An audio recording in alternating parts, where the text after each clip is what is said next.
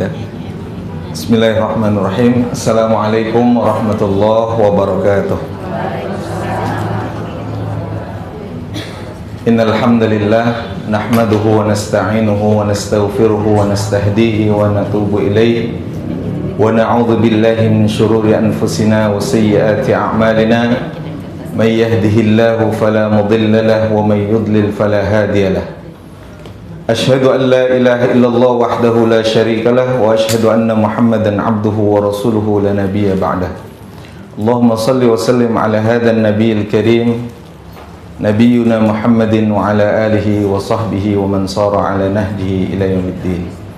Faqala Allah ta'ala fi kitabihil karim A'udzu billahi minasyaitonir rajim. Ya ayyuhalladzina amanu taqullaha haqqa tuqatih wa la tamutunna illa wa antum muslimun. Wa qala 'azza min qa'il Ya ayyuhalladzina amanu taqullaha wa qulu qawlan sadida yuslih lakum a'malakum wa yaghfir lakum dhunubakum wa may yuti'illaha wa rasulahu faqad faza fawzan 'azima. Amma ba'd. Yang saya hormati pengurus Majelis Ta'lim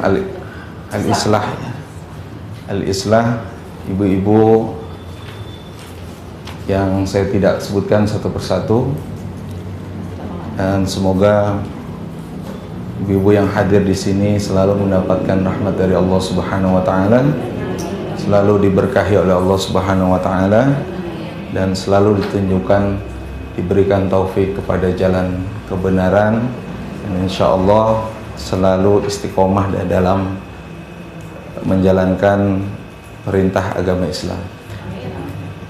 Alhamdulillah kita bertemu kembali di dalam majlis yang mulia ini. Tentunya Allah Subhanahu wa taala juga yang menakdirkan kita untuk bertemu, dan tidak ada kebahagiaan kecuali kebahagiaan di dalam kita berukhuwah sesama kaum muslimin. Subhanallah, luar biasa. Inilah ukhuwah Islamiyah, ukhuwah yang diikat dalam akidah Islamiyah, dan semoga tidak hanya di dunia tetapi juga insya Allah nanti bertemu dan dikumpulkan lagi oleh Allah Subhanahu wa taala di akhirat nanti. Amin ya rabbal alamin. Pada kesempatan pagi menjelang siang ini saya ingin membahas mengenai harta haram muamalat kontemporer. Harta haram muamalat kontemporer. Ibu-ibu yang dimuliakan Allah Subhanahu wa taala, di dalam kehidupan kita tentu kita ingin hidup dalam kesejahteraan. Tentu kita ingin hidup yang lebih baik. Tentu di dalam kehidupan kita menginginkan satu keberkahan, baik di dalam harta, baik di dalam keluarga, baik di dalam ilmu. Tentu saja keberkahan ini akan muncul dari sesuatu yang halal. Innallaha thayyibun la yaqbalu illa thayyiban. Sungguhnya Allah itu yang maha baik dan hanya menerima sesuatu yang baik. Termaktub di dalam kitab hadis Arba'in An-Nawawiyah, bahwasanya sungguh Allah Subhanahu wa taala telah menyuruh orang-orang beriman dan menyuruh Rasulnya untuk memakan sesuatu yang baik. Kita ingat kisah seorang sahabat Rasulullah sallallahu alaihi wasallam, yang mana sahabat tersebut mengabdi kepada Rasulullah sallallahu alaihi wasallam dimulai usia yang masih kecil. Dan sahabat tersebut memberikan kesaksian kepada Rasulullah bahwasanya selama beliau mengabdi kepada Rasulullah tidak pernah ada kata-kata kasar yang keluar dari Rasulullah SAW. Siapakah sahabat itu, Ibu sekalian? Sahabat tersebut adalah Anas bin Malik. Sahabat tersebut adalah sahabat mulia Anas bin Malik yang mana didoakan secara khusus oleh Rasulullah SAW, doa agar Anas bin Malik itu diberikan keberkahan di dalam hidupnya. Dalam riwayat tercatat bahwasanya Anas bin Malik ini memiliki usia yang terpanjang, sampai dalam riwayat 103 tahun. Subhanallah. Rasulullah SAW menerangkan kepada kita, umur umatku itu ma baina sittin wa sab'in. Usia umatku itu, umur umatku itu adalah 60 sampai 70 tahun. Dan ini rekor sahabat yang mulia yang paling panjang usianya itu adalah Anas bin Malik.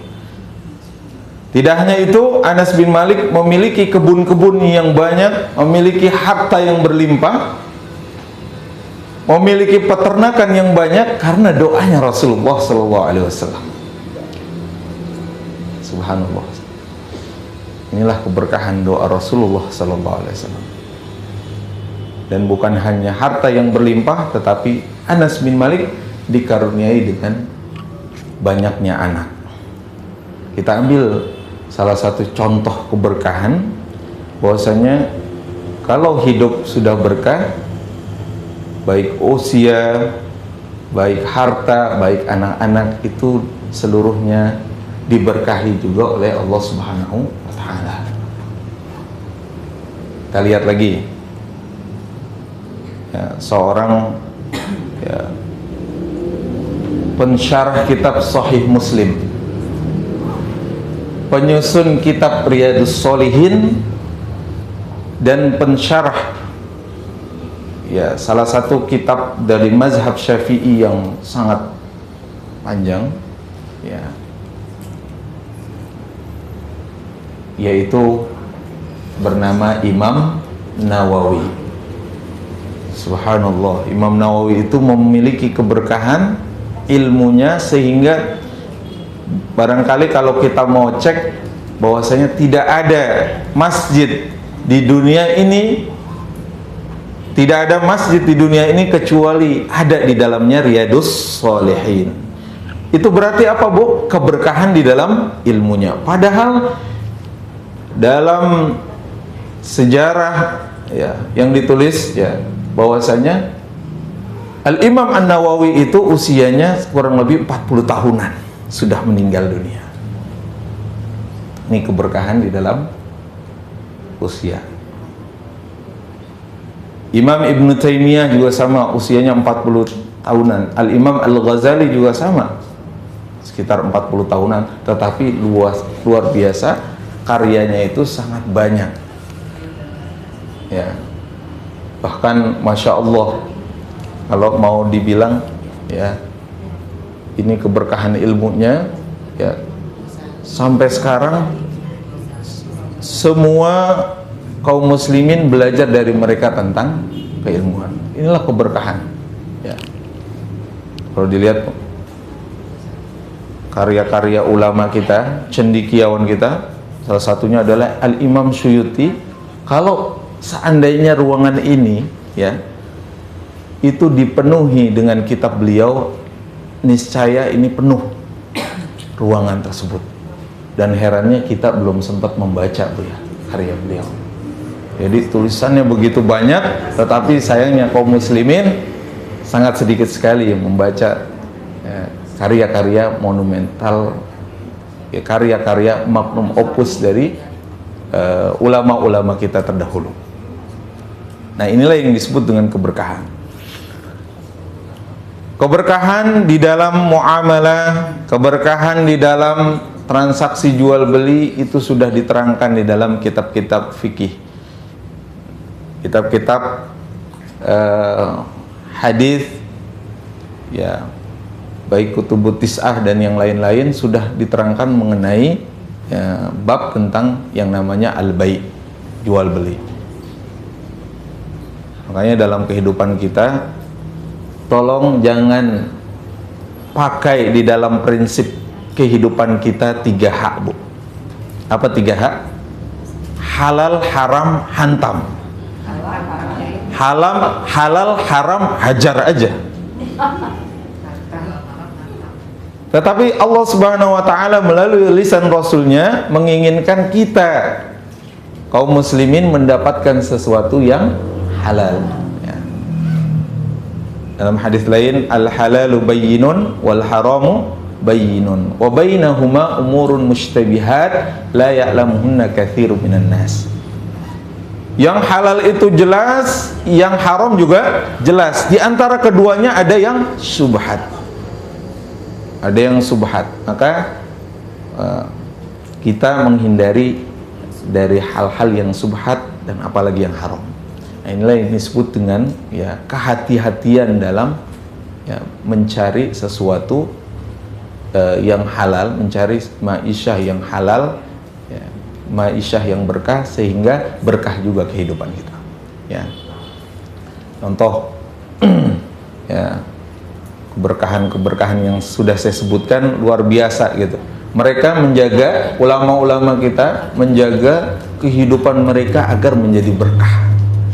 Para sahabat ridwanullah alaihim menjaga kehidupan mereka agar menjadi berkah. Salah satu contoh, Bu, salah satu contoh yang harus saya berikan. Pada satu saat, siapa pengganti Rasulullah, Bu? Khalifah pertama kaum muslimin adalah Abu Bakar Siddiq radhiyallahu anhu. Beliau satu ketika terasa lapar, Masya Allah. Dan kebetulan Abu Bakar Siddiq ini memiliki seorang pembantu, ya.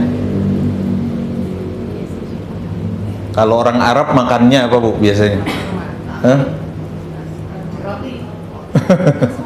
Orang Arab biasanya makannya kambing, ya. Betul ya? Jadi kalau ada istilah, Ustadz, itu kambing mengandung kolesterol. Saya bilang kolesterol itu adanya di lab. Kalau di piring bukan kolesterol itu. Namanya daging kambing. Ya. Tapi sesungguhnya apa? Daging kambing itu daging kesenangan Rasulullah SAW, dan para sahabat juga mau makan daging kambing. Tapi sehat-sehat aja mereka. Jangan-jangan apa? Pengolahan daging kambingnya yang salah. Betul ya? Masak daging kambing setengah kilo, garamnya 1 bungkus. Ya namanya darah tinggi berarti ya, Bu, ya. Darah tinggi. Mungkin salah pengolahannya. Nah, jadi daging kambing itu ya, daging yang baik justru, ya. Ya, daripada ya tingkat kolesterolnya itu ya lebih rendah daripada daging sapi. Ya. Insyaallah kita lanjutkan. Tadi siapa? Sahabat Abu Bakar As-Siddiq kemudian merasa lapar ketika itu.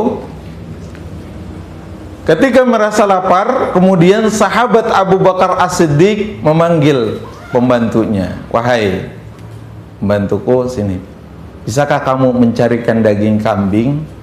Saya ini belum makan dan nanti kita akan makan bersama-sama." Baik. Kemudian jariah itu ternyata ya mendapatkan daging kambing.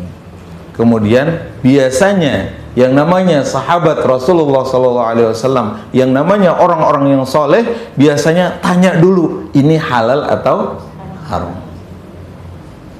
Betul, ibu-ibu?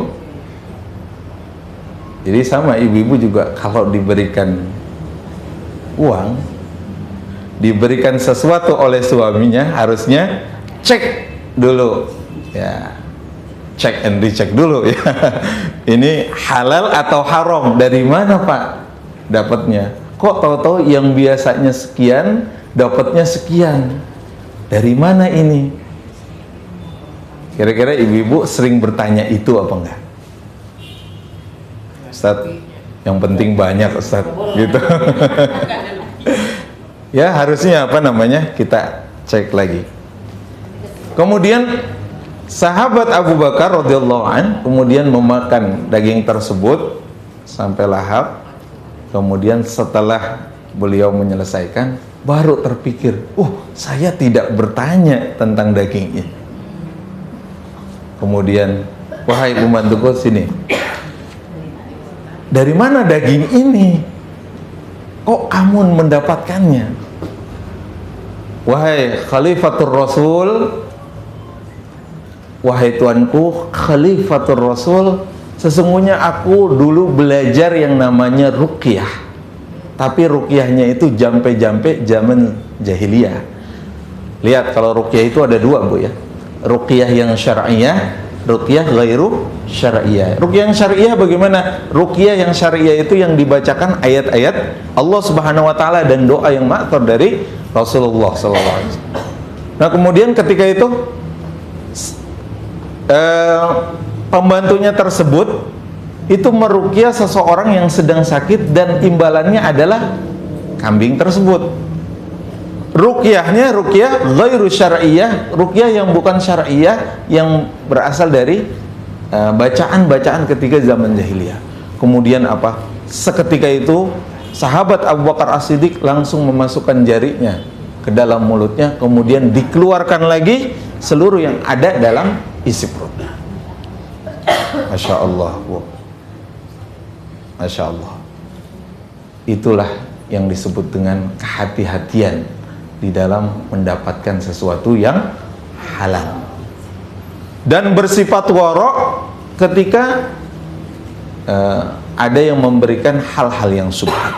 Saya bilang tadi, maka jangan sampai prinsip kita di dalam hidup 3H itu, halal haram hantam saja, ya. Halal haram hajar, yang penting kenyang, yang penting puas, yang penting saya tidak kelaparan. Itu nanti dulu, harusnya dicek dan dicek. Betul, Ibu, ya? Paham sampai sini? Jadi kita harus menghindari dari harta yang haram, ya, untuk mendapatkan sesuatu yang halal. Rasulullah sallallahu alaihi wasallam bersabda, la ya'tiyanna 'alan nasi zamanun la yubalil mar'u bima akhadhal mal amin halalin min haramin, rawahul Bukhari. Akan datang satu masa orang-orang tidak peduli lagi dari mana harta dihasilkan, apakah dari jalan yang halal atau dari jalan yang haram. Hadis riwayat Bukhari. Masya Allah, ini menjadi renungan bagi kita bahwasanya pada satu saat nanti orang itu tidak memperdulikan lagi kehalalan dalam sesuatu.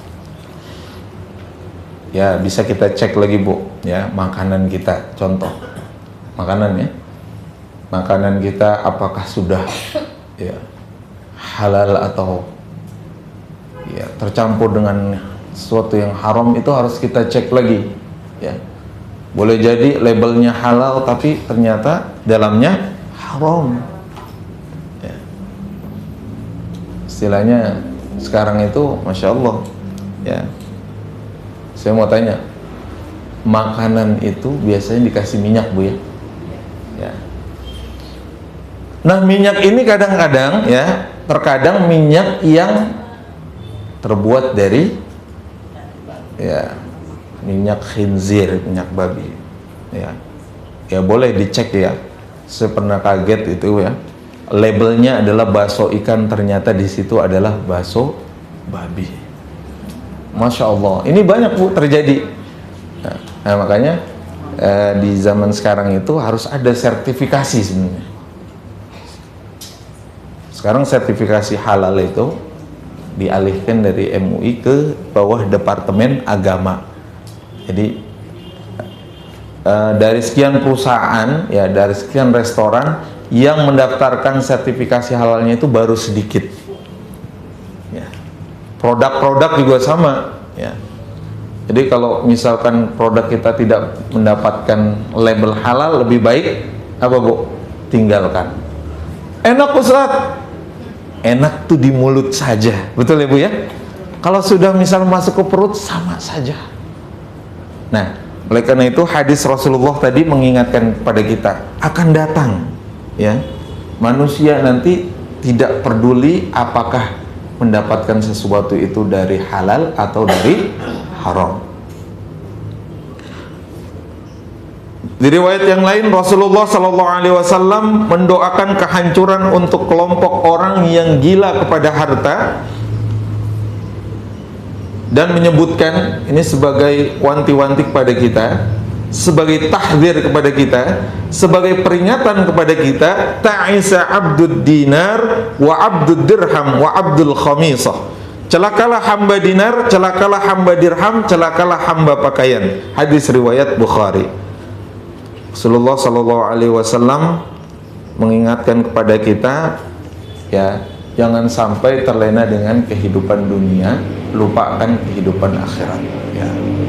Boleh mendapatkan harta yang banyak tetapi dipergunakan untuk keperluan infak di jalan Allah Subhanahu wa taala, ya. Boleh gak kita iri ibu-ibu? Ya. Boleh. Ya, dinamakan dengan ghibthah. Apa ghibthah? Itu adalah iri kepada kebaikan, menginginkan kebaikan. Kalau hasad yang nggak boleh. Hasad itu apa?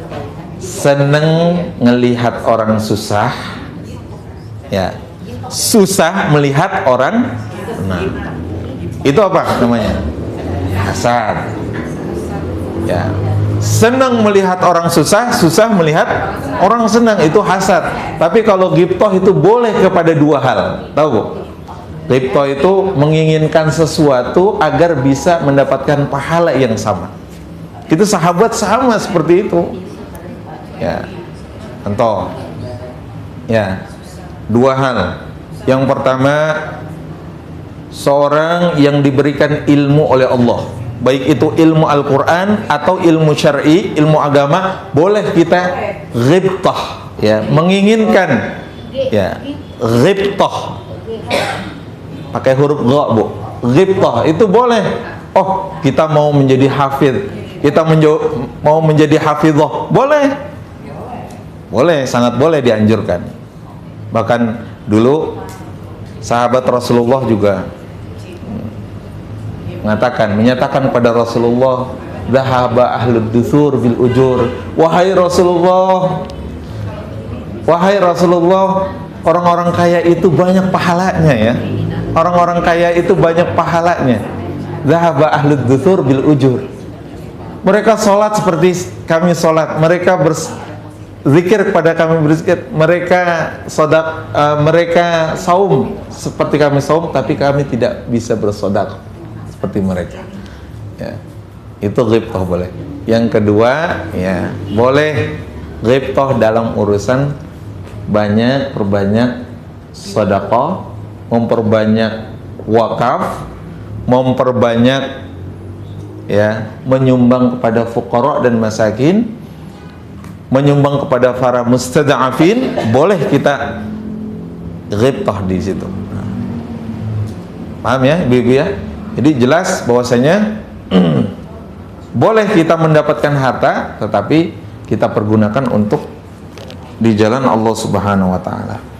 Nah, ibu-ibu yang dimuliakan oleh Allah Subhanahu wa taala, tadi kita lihat bahwasanya kita sekarang ini, ya, walaupun di zaman modern ini makin banyak makanan, makin banyak yang makanan yang syubhat. Betul.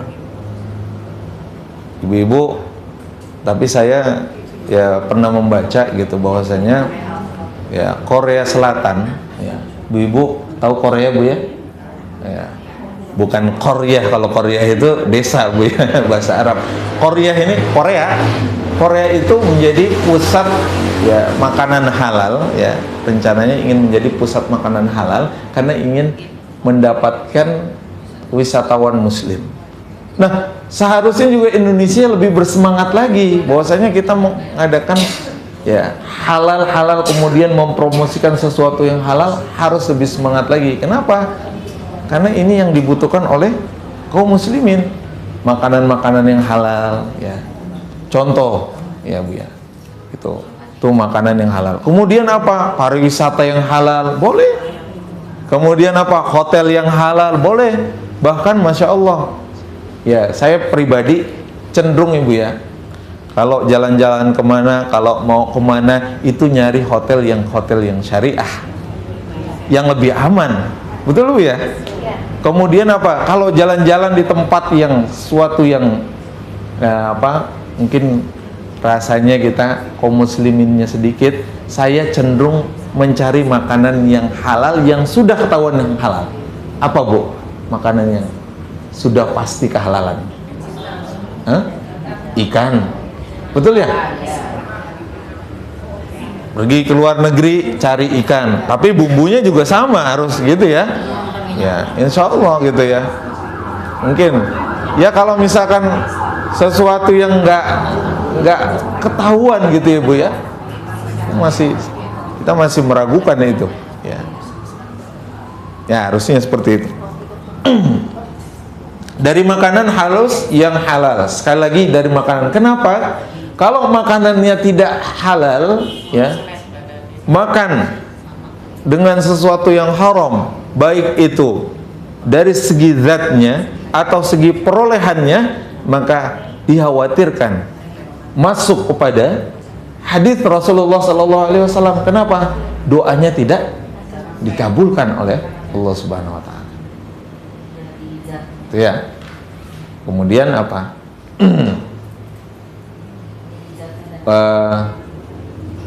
Daging yang tumbuh dari harta yang haram, maka fannaru aula. Ya, maka neraka lebih berhak, kemudian api neraka lebih berhak menjilat. Masya Allah. Ini yang kita takutkan di zaman sekarang ya. Maka harus jelas, ibu-ibu perhatikan keluarganya, perhatikan anak-anaknya, perhatikan makanan suami, pakaian suami.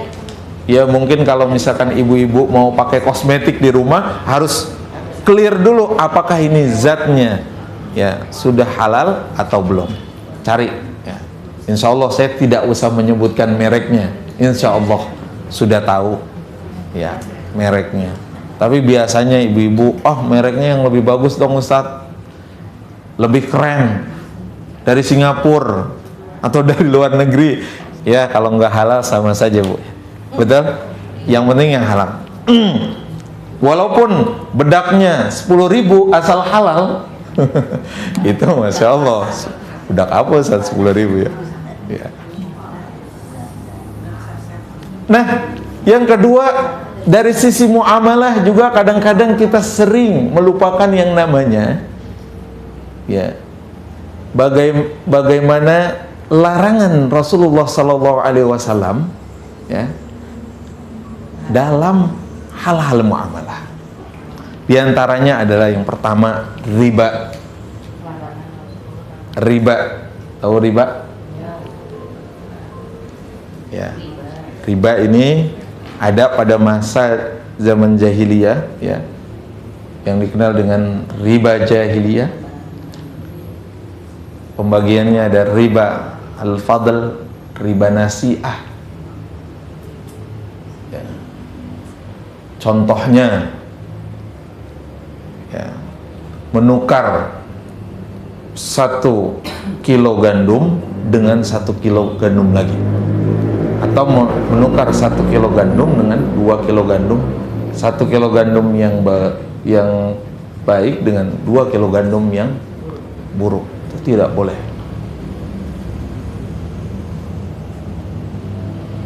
Kurma juga sama, dan yang lain-lain itu terkena ya riba fadl.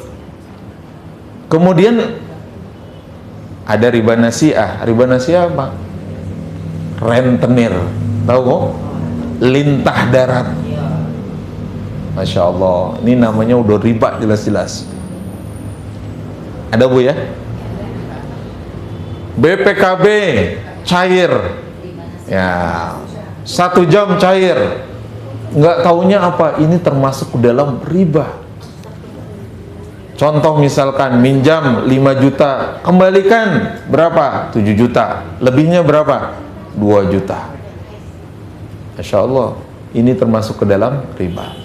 Bahkan sampai ketika Idul Fitr, ibu tahu biasanya di pinggir-pinggir jalan, ya, itu ada penukaran uang, ya, penukaran uang, ya, uang ditukar 1 juta tapi dilebihkan 1.100.000.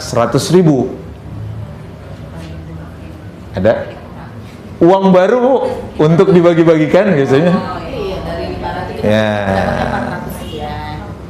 itu termasuk ke dalam riba. Kenapa? Tidak boleh menukar uang dengan uang, ya, bukan valuta asing, ya, bukan valuta asing, tapi ini uang yang sama dengan uang baru dengan uang yang lama ditukar, ya, dengan cara dilebihkan, itu tidak boleh, ya.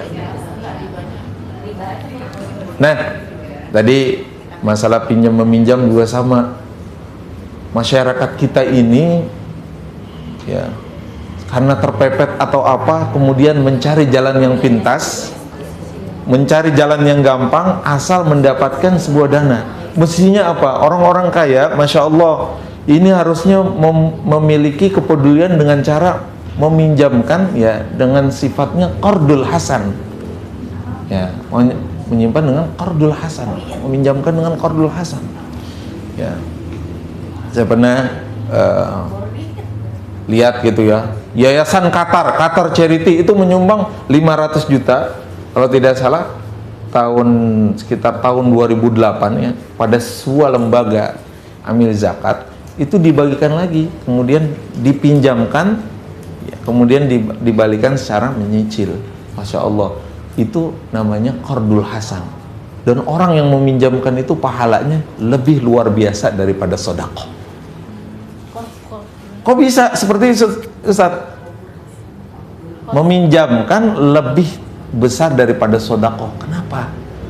Karena Masya Allah, meminjamkan itu, ya, menjaga seseorang itu ifahnya, menjaga apa?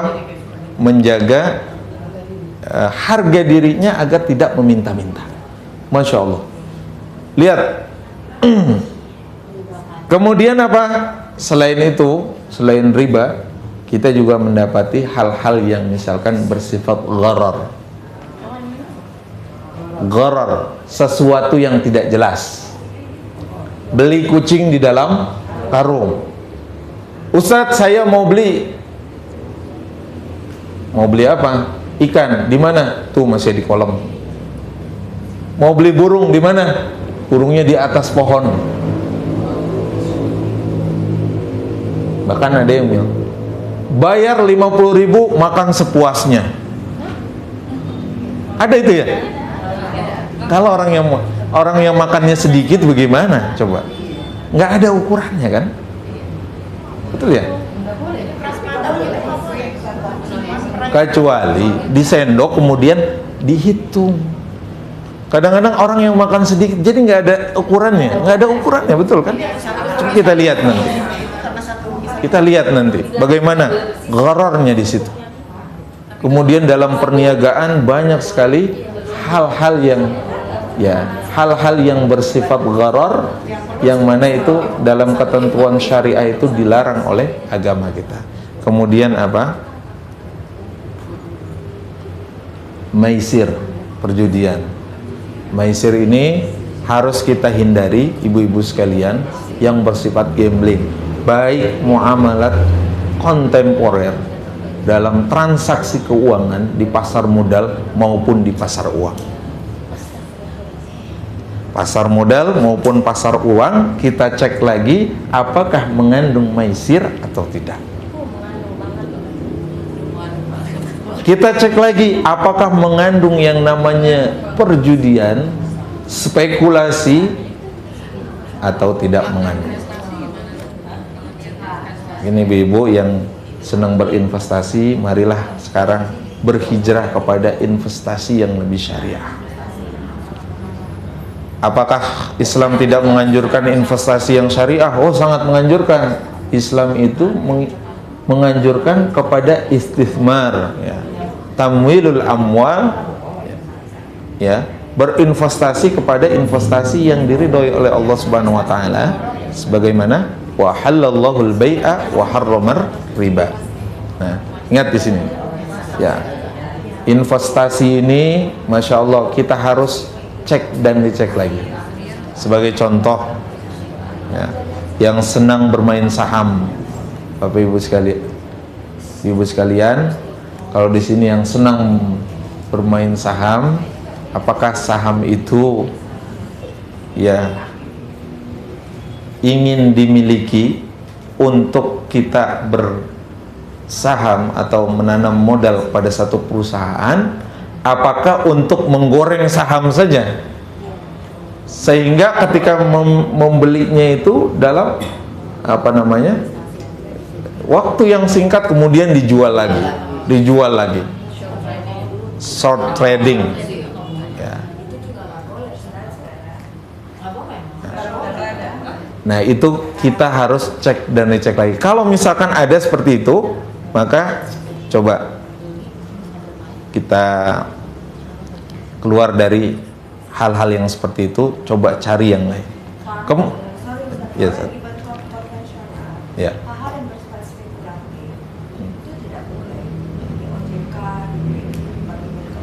Ya.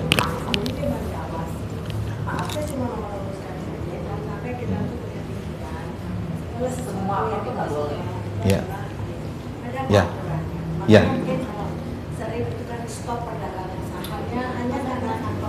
Ya. Ya. Baik.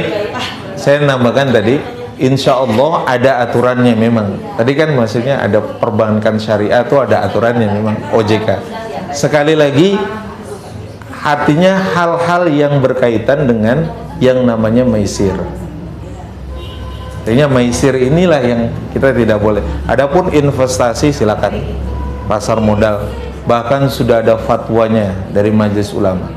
Bahkan fatwanya bukan hanya di Indonesia saja, tapi fatwanya sudah ada ya di Malaysia, kemudian di Saudi Arabia dan yang lain-lain sudah ada fatwanya. Ya, maksud saya adalah kita mencek dan dicek lagi akad-akadnya. Yang terpenting adalah dalam transaksi kita adalah akadnya, bukan namanya, Bu ya. Saham syariah sudah ada sekarang. Bahkan Jakarta Islamic Index sudah ada. Betul ya, Bu ya? Ada ya Jakarta Islamic Index. Jadi tidak semuanya kita harus berpindah. Salah satunya apa? Kalau saham yang tidak boleh adalah tadi dengan cara yang maisir, gambling, short trading, kemudian kita menginvestasikan saham kepada perusahaan yang jelas-jelas memproduksi barang-barang yang haram. Artinya seperti itu. Islam punya solusi. Nah, jadi riba, gharar dan maisir ini sering terjadi di dalam transaksi-transaksi yang ada di dalam kehidupan kita. Kayak dalam kehidupan kita ini harus kita mempelajari yang namanya fiqh muamalah, fikih-fikih yang terkait dengan muamalah kita sehari-hari. Kenapa? Karena kita ingin mendapatkan keberkahan tadi dari tijarah kita, kemudian dari yang lain-lain.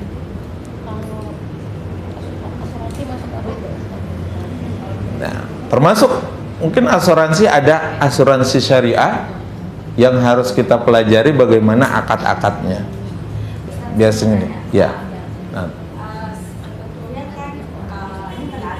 Ya.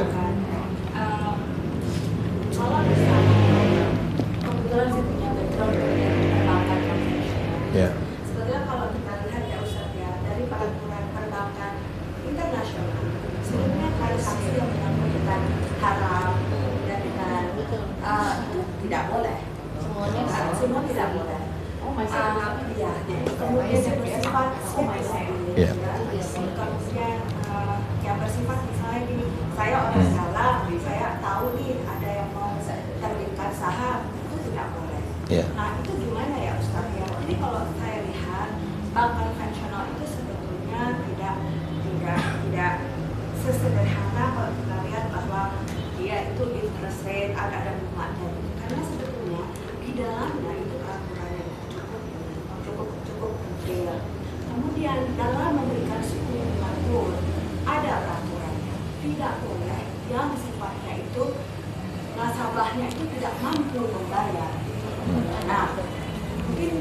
kalau boleh misalnya setiap kali bicara itu dunia syariah kita, menurut hemat saya itu belum cukup untuk bisa meladeni nasabah di Indonesia. Saya sih nggak tahu gimana ini bisa dijembatani gitu. Jadi maaf ya Ustaz, kadang kalau sebagai umat dengan bentuknya bingung. Sementara saya cukup tahu lah industrinya itu sebetulnya itu seperti apa. Jadi kalau dibilangin murni mereka itu bersifat riba, saya bilang enggak, karena ada aturannya. Tapi saya setuju sama Ustaz bahwa ada sesuatu yang harus dibenarin di masalah akadnya. Di akadnya. Banyak teman-teman saya masih kerja di konvensional, mereka pada waktu berakad dengan customernya, itu mereka selipkan kata-kata bahwa ini bukan riba, ini betul-betul kita besar. Cuma memang kita dalam konteks saya ini, itu yang dilakukan teman-teman saya dalam menjembatani apa ya hadis. Gitu. Karena memang kita begini gitu, Ustaz. Situasi. Nah, mana ya Ustaz ya? Karena saya kasihan itu teman-teman saya banyak yang saya sudah pensiun Ustaz. Banyak yang Baik. Jazakillah khairan Ibu. Maka di dalam fikih muamalah itu adalah yang terpenting adalah akad. Artinya akad itu. Saya tidak mengatakan seluruhnya salah mengandung riba, tidak. Artinya kita cek lagi. Saya mau menginginkan yang pada titik tekannya adalah kita memperhatikan masalah fikih muamalah. Karena fikih muamalah ini adalah satu syariah ya, diantaranya yang termasuk ke dalam bab yang kita pelajari dalam ilmu syariah. Dan tidak semua, sekali lagi tidak semua itu haram. Contohnya kalau bank yang mengandalkan yang fee cash ya itu kan jasa, ya kan. Artinya inilah yang harus kita, jangan sampai ya boleh jadi misalkan begini, seperti begini. Contoh misalkan gini, kalau logikanya adalah lebih baik mana labelnya minyak babi tapi dalamnya minyak unta, tapi sebaliknya labelnya minyak onta isinya minyak babi. Nah, artinya apa? Yang terbaik adalah yang terbaik adalah labelnya onta.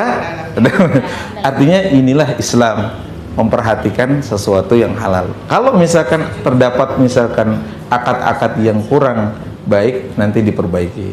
Saya rasa kalau sebagai regulator OJK BI itu sudah ada pakar-pakarnya, dan kebetulan kami juga terkait di dalam mempelajari tentang ekonomi syariah juga. Artinya perjalanan panjang proses itu, bahkan Allah Subhanahu wa taala mengingatkan sampai 3 kali. Kalau tidak salah ayat riba di dalam surat Al-Baqarah itu menerangkan bahwasanya tahapan-tahapan bagaimana Allah memberikan edukasi kepada hambanya supaya meninggalkan yang namanya riba. Ustaz tadi ya, baik. Ustaz bilang bahwa di dalamnya, luarnya onta, di dalamnya saya babi. Nah, saya kasih contoh ya, kebetulan saya mengelola beberapa rekening. Nah, di bank syariah itu ada biaya-biayanya yang jauh lebih besar dibandingkan dengan bank konvensional. Contohnya misalnya biaya internet banking 25.000, biaya yang notabene hampir mencapai 50.000. Dan lama-lama kalau uang kita misalnya kurang, itu habis. Nah, itu ini syariah. Tapi di konvensional enggak gitu. Biaya administrasi yang jauh misalnya tiap bulan itu, dan kami juga wajar biaya administrasi itu. Nah, kebetulan di sini banyak teman-teman ini kita bankers, jadi kita tahu bagaimana proses di konvensional dan bagaimana proses di syariah. dasarnya itu semua kurang lebih hampir sama. Ya. Hampir sama. Nah, kalau yang nggak boleh itu kan kena denda. Tapi di syariah juga ada denda. Gitu. Alhamdulillah kita berada di dalam majelis yang baik, insya Allah. Kenapa? Kita sama untuk menuju ke muamalah yang syar'i. Dan alhamdulillah banyak pakar-pakar, ya mungkin mantan banker, ya. Bankir ya gitu, mantan bankir. Nah alhamdulillah Bu, maksud saya gini, kalau saya boleh tanya kepada orang-orang yang bergelut di dalam bank syariah, kenapa biayanya mahal? Karena ibaratnya bank syariah itu baru skoci, kecil ya. Market share-nya saja baru 5%. Sekarang katanya, saya belum datanya meningkat gitu ya, tapi belum keluar dari 5% gitu ya. Ibaratnya skoci itu. Tapi kalau yang bank yang lain di luar itu adalah perahu yang besar, kapal yang besar, yang sudah settle kemudian sudah bisa. Nah makanya biaya-biayanya cukup besar juga. Dan saya setuju bahwasanya ya ini kajian yang panjang mengenai denda. Kalau saya setuju dengan apa yang disampaikan Ibu bahwasanya jangan sampai ada denda. Ya. Dan asyartul jazai ini, syartul jazai ini sudah dibahas oleh ulama dan banyak ulama yang mengharamkan seperti ini. Karena itu adalah pertambahan. Maksud saya apa? Perekonomian Islam itu semenjak zaman Rasulullah, kemudian sahabatnya itu diterapkan seperti apa? Inilah yang harus kita kaji, ekonomi Islam. Negara yang mengkaji terlebih dahulu ekonomi Islam itu adalah negara Pakistan. Ketika masa pemerintahan Ziaul Haq kemudian mengumpulkan para ekonom, ayo kita bangun ekonomi Islam, bagaimana Islam memandang terhadap bank, bagaimana terhadap investasi di pasar modal, di pasar keuangan, bagaimana tentang zakat dan yang lain-lain. Maka itu yang dikembangkan. Artinya apa?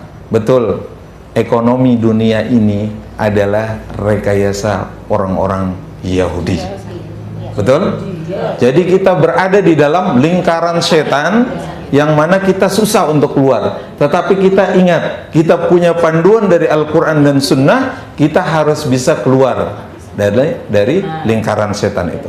Ingat, sesuatu yang diproduk itu bukan sesuatu yang ideal. Ya Bu ya? Bukan sesuatu yang ideal. Perlu perbaikan-perbaikan, itu tidak apa-apa di dalam ekonomi Islam. Yang saya ingin katakan bahwasanya apakah sudah sesuai dengan syariah ini? Betul? Jadi kita harus belajar.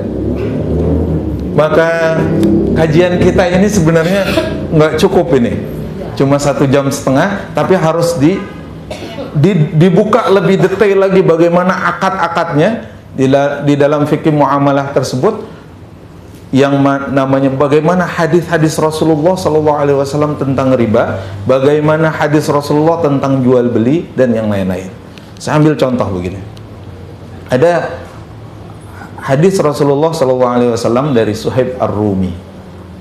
Suhaib ya, Ar-Rumi, ini orang Romawi ya, Ar-Rumi ya, beliau ya, dapatkan sabda Rasulullah, la tabi' ma laysa indak, jangan engkau jual apa-apa yang belum kamu miliki. Sekarang kejadian gak Bu? Online misalnya, online itu bukan tidak boleh, boleh, tapi barangnya itu harus kita miliki dulu. Contohnya, kita mau jual jilbab, boleh, silakan pasarkan lewat internet, kemudian kita punya stok jilbabnya. Ya, kalau memang kita nggak punya, kita menjadi reseller, itu boleh. Izin, kita mau mempromosikan, itu namanya ya simsar. Kalau dalam bahasa fikihnya adalah simsar. Artinya apa? Yang calo Boleh nggak Bu? Calo boleh. Calo rumah. Ini rumah ini dijual ya Bu ya? Boleh, silakan ibu-ibu yang misalkan mau mempromosikan, tapi jangan bilang ke saya Bu ya. Bilangnya ke pemiliknya. Saya izin untuk mempromosikan, kemudian saya mendapatkan berapa persen. Silakan. Tapi kalau misalkan menjual sesuatu yang belum dalam miliknya, itulah yang menjadi titik tekan dari Rasulullah, la tabi ma laysa indak. Jangan jual. Nah, banyak akad-akad yang harus kita pelajari. Tentu saja ibu-ibu, tidak cukup hanya 1,5 jam ini. Saya mohon maaf karena keterbatasan waktu. Jadi saya hanya sampai 10 menit lagi di sini. Barangkali nanti ada yang ingin didiskusikan, ingin ditanyakan, ingin didalami, silakan kami berikan waktu 10 menit. Barangkali nanti kita bisa mendapatkan satu pelajaran-pelajaran yang berharga dari syariah al-Islamiyah ini. Ya, baik, silakan. BPJS itu gimana Ustaz? BPJS. Ya, Ibu tahu akadnya. Yang terpenting akadnya dulu. Akadnya dulu apa? Kalau di dalam itu kan, kalau asuransi sebenarnya akadnya boleh gak takmin itu? Boleh, asal akadnya tabarru. Tabarru apa? Tabarru itu adalah akad yang seolah-olah kita menyumbang untuk ya takaful lah artinya. Takaful itu saling menyumbang. Kalau misalkan ada yang musibah itu asal muasal dari asuransi tersebut yang syariah. Nah, yang tidak boleh kan yang diinvestasikan ya harusnya dipisahkan. Polisnya ini harus dipisahkan dengan investasi. Investasi boleh, silakan. Tapi kalau yang misalkan akad tabaru jangan diganggu-ganggu. Ini akad tabaru. Yang berarti apa? Akad tabaru ini adalah nanti untuk sosial, bukan mainan uang. Jadi paham situ? Maksud Ustaz gini, kalau misalnya kita mengisi form BPJS nih, Ya. Itu kan subsidi silang. Ibu ikhlas jika ibu tidak sakit, alhamdulillah nggak sakit, uang yang ibu setorkan itu akan dimanfaatkan oleh yang sakit. Ya. Merupakan amal ibadah ibu. Ya. Gitu. Misalnya kita gitu. Ya, artinya tabarru itu tidak apa-apa. Tabarru. Hitung-hitung sumbangan. Lihat klausulnya. Saya tidak tidak mengatakan bahwasanya kita harus lihat akadnya sama, semuanya akadnya harus sama. Dan ini ada kontroversi bahwasanya dana ini pengolahannya kemana, karena ini diwajibkan oleh negara. Kita ambil apa ya, ad-daruratu tubihul mahdhurat, atau ya ad-daruratu tuqaddaru biqadariha. Ya, kalau misalkan seorang miskin nggak punya BPJS, kadang-kadang Masya Allah terlunta-lunta, kasihan. Saya sering mengurusi Bu orang-orang yang butuh BPJS. Alhamdulillah kami punya kenalan dokter yang baik, yang soleh, itu menolong ya di sebuah rumah sakit. Kemudian yang sudah kritis Masya Allah bisa ditolong, karena ini akad tabaru yang wallahu alam mau dikelola bagaimana, kita sudah serahkan bahwa ini kita niatnya tabarruk. Betul ya? Dan ini prinsip peraturan dari pemerintah. Coba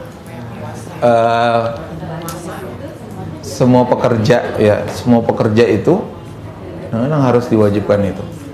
Masalah pengelolaan silakan mereka yang Kalau dendanya itu gimana? Kenapa? Misalnya denda saya misalnya bayar terus jadi membebankan kita. Kalau ibu tidak diwajibkan, tidak apa, nggak usah ikut, nggak apa-apa. Karena ini adalah yang pekerja-pekerja ini menjadi wajib ya. Iya. Menjadi wajib, peraturannya menjadi wajib, dan ini adalah mengikat. Kadang-kadang mengikat. Nah, ya, artinya sistem seperti itu udah kita berniat untuk akad tabarruk, ya, akad tabarruk. Artinya seperti itu.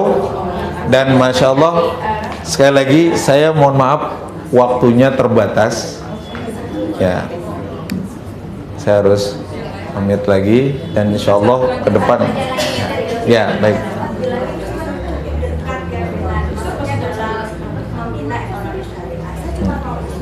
Ya. Lebih baik akad-akad yang ada sekarang. BPJS itu tinggal tambahin satu klausul tuh Ustaz. Bahwa di situ dicantumkan bahwa kita yang memakai BPJS ikhlas apabila kan nggak sulit. Ya. Kan nggak sulit. Betul. Kedua Tidak ada denda. Ya, apabila kita nggak sulit. Ya. Kalau menurut saya sih memang sebetulnya emang kita sedang berjalan ke mungkin dulu ilmu kita belum nyampe lah Ustaz ya. Sekarang dengan semangat beragama Ya. ini Ustaz jembatan. Ya, baik. Saya sih satu jembatan. Ya. Bagusnya kalau Malaysia ada konvert aja Ya. sudah jadi sana dan Ya. aku hanya untuk susah amat. Ya. Baik, memang harusnya dikonversi semua dan insya Allah syariah itu tidak rugi. Mengikuti sunnah Rasulullah itu tidak rugi, bahkan sudah dijamin kehalalan. Kadang-kadang hawa nafsu manusia saja yang ingin keluar dari Al-Quran dan sunnah. Nah ini yang permasalahan. Tadi yang tadi. Ya baik. Jadi kalau misalnya sudah ada fatwa ulama bahwa bank konven itu riba, ya riba saja. Perkara akadnya itu mau bagaimana? Kalau namanya air putih sudah ditetesi sama air kotor, ya kotor. Jadi sebaiknya pegang di situ. Sementara bank syariah ini sekarang ini mungkin masih separuh-separuh atau nasabahnya sedikit. Itu yang salah kita juga. Yeah. Kenapa kita taruh uang kita di bank konven? Yeah. Kenapa tidak kita taruh di bank syariah? Dengan segala macam kemauan kita kan, kita misalnya butuh ini yang belum ada di bank syariah. Baik. Jadi saya pikir. Nah, baik. Saya ingin menggarisbawahi ini. Terima kasih Bu. Apa yang dipakai? Fatwa. Ingat, fatwa. Tadi saya bilang di Indonesia ini fatwanya MUI, pakai MUI. Kemudian di Malaysia ada JAKIM, di Qatar ada lagi, masing-masing negara ada. Dan ini sudah melalui diskusi yang sangat panjang. Saya sepakat tadi apa? Kalau bank syariah itu sudah mendapatkan fatwa, bank konvensional tidak mendapatkan fatwa. Artinya apa? Ulama kita mengatakan seperti itu, ikut. Maksud saya apa? Di bank konvensional itu ada akad-akad sebenarnya dia tidak ribet. Tapi fatwa ulama sudah mengatakan itu tahun 1998 sudah keluar bahwasanya bunga itu haram. Titik. Artinya saya ingin menegaskan bahwasanya ayo kita hijrah. Betul? Ayo kita hijrah dan fatwanya sudah jelas, hadisnya sudah jelas. Kenapa kita harus mengikuti orang-orang Yahudi? Ingat, bagaimana waktu itu pernah dibahas ya, bagaimana Rasulullah SAW mengalahkan ekonomi orang Yahudi ketika itu yang berada di Madinah. Bahkan Utsman bin Affan itu, Masya Allah, dan Abdurrahman bin Auf menjadi pilar dari kemajuan ekonomi umat Islam. Masya Allah. Nah makanya saya berharap gini, kajian ini insya Allah ya akan menjadi panjang, insya Allah dibahas detail satu persatu, bagaimana akadnya, hadisnya seperti apa, qaul ulama seperti apa, dan yang lain-lain. Baru kita bisa mengambil istimbat, baru kita bisa mengambil konklusi. Konklusinya apa? Dari fatwa tersebut ya, atau dari kitab-kitab para ulama ya, itu sudah ada semua. Nah, inilah perlu kita mempelajari fikih muamalah. Barangkali itu ibu-ibu sekalian, mudah-mudahan tidak puas, insya Allah ya. Ya. Sewa menyewa atau Ya. arisan lah yang simpel itu boleh. Karena denda itu riba. Jangan denda-dendaan Bu. Ini senang banget denda gitu ya. Sewa menyewa ada Ya. sekian. Kalau Ya. lewat biasanya kena denda. Seharusnya jangan denda-dendaan Bu. seharusnya jangan. Karena emang ya itu asyartul jazai, jangan. Nanti ada pertambahan di dalam. Katanya biar disiplin. Sebenarnya bukan menarik. Ya, artinya kita mengingatkan lagi, ini fatwa-fatwa sudah ada. Di antaranya apa? Al-Mi'yar Asy-Syar'i yang ditulis ya oleh Ikatan Ahli Ekonomi dan Accounting itu sudah mengatakan jangan ada itu seperti itu. Ya, itu sudah ada ya bukunya. Kalau misalkan kita mau lihat Bu ya, Al-Mi'yar Asy-Syar'i IOV itu segini Bu. Itu bahasa Arab semua dan bahasa Inggris. Silakan cari AAIOV kalau tidak salah. Nah, ya. juga tidak mempersiapkan pengaturan yang benar-benar membuat orang itu konsekuen gitu. Jadi kalau misalnya dilepas seperti Ustaz bilang nggak ada denda, nggak sewa menyewa, orang tuh nggak akan 1 bulan, bisa 1 tahun pun dia nggak ada kena denda kan? Itu yang celakanya. Iya. Iya. Jadi belum ada kesiapan kalau di Arab mungkin masyarakat sudah sholat aja kan Betul. Jadi udah ada kejelasannya. Ya. Kita masih tertarik gimana? Ya. Ya, makanya persiapan ini ya kalau kita sudah sadar, kita terapkan di dalam diri kita, keluarga kita, dan juga kita menambah lagi keilmuan kita dan mencarikan solusi tadi ya. Qardul Hasan itu orang-orang dulu, para sahabat itu meminjamkan salah satunya.